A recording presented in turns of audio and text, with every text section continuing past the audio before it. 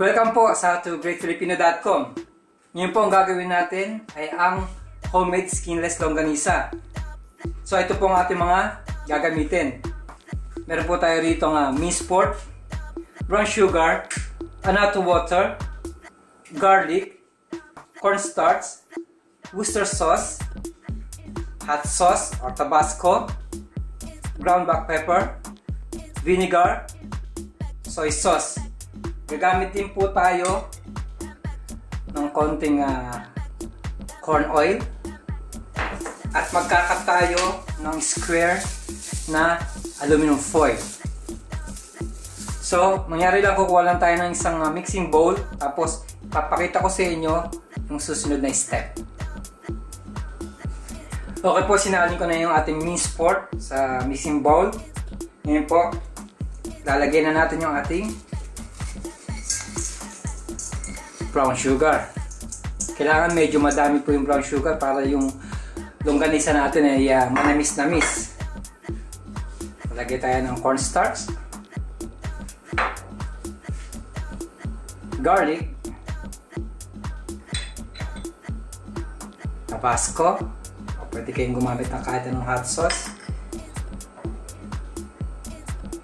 soy sauce, vinegar, ground black pepper,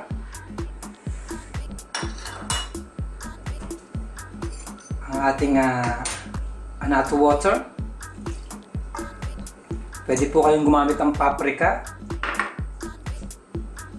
ang ating Worcester sauce.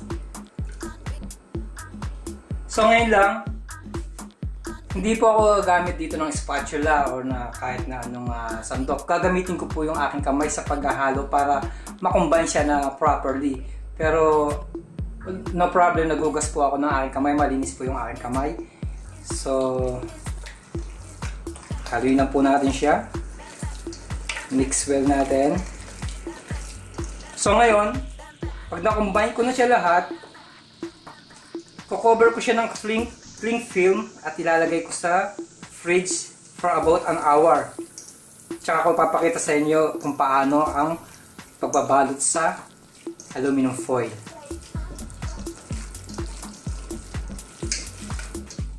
So ito na po yung ating mixture ng longganisa. Tinanggal ko na po siya sa fridge.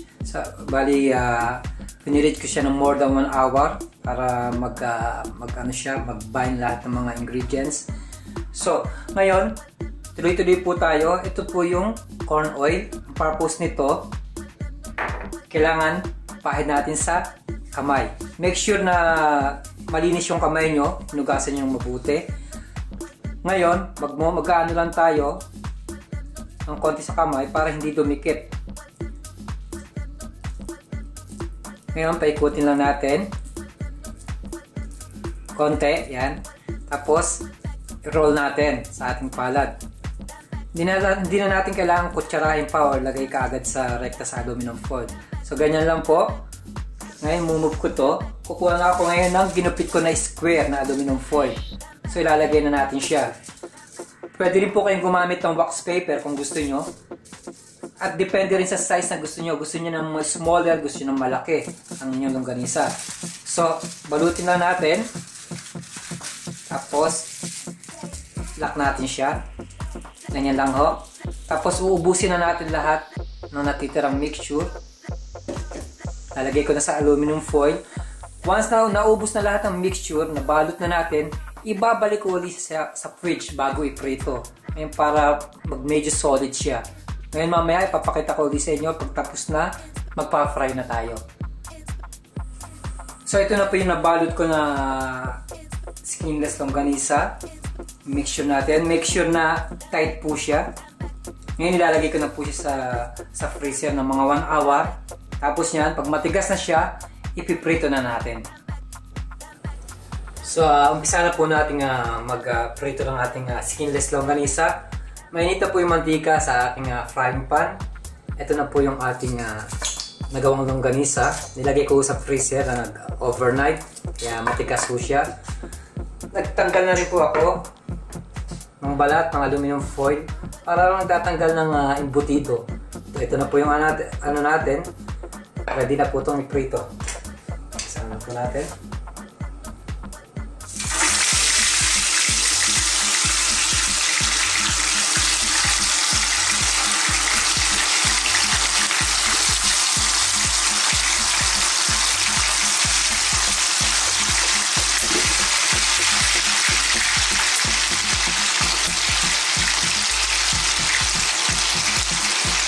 So yung mga natitirang may balot na longganisa, pwede yun natin balik siyempre sa freezer. Kaya kung ilan lang lulutuin natin, yun ang kukunin natin sa freezer. Kaya marami rin akong ginawa.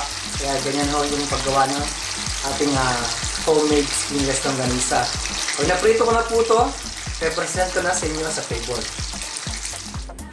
So okay po, ito na po ang ating homemade skinless longganisa. Napakasarap po nito. Muli, maraming salamat sa panonood ng howtogreatfilipino.com.